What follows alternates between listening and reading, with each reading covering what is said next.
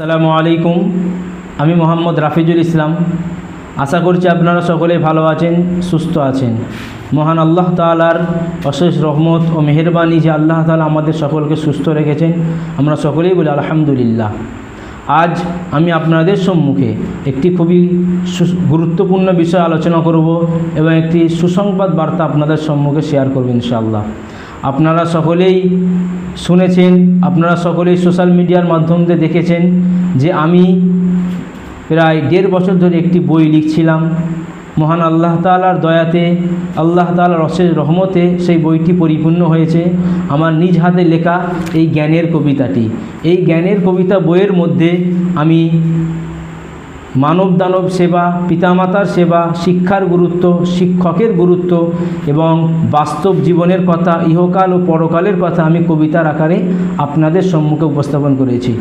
আমি মোহাম্মদ রাফিজুল ইসলাম আপনাদের সকলের কাছে অনুরোধ করব যে আপনারা সকলে এই বইটি সংগ্রহ করবেন, এই বইটি পড়বেন। আশা করছি আপনারা সকলে উপকৃত হবেন। যারা এই বইটি নিতে ইচ্ছুক তারা সকলে আমার সঙ্গে যোগাযোগ করবেন। আমার মোবাইল নাম্বার 9674655180। আসসালামু আলাইকুম।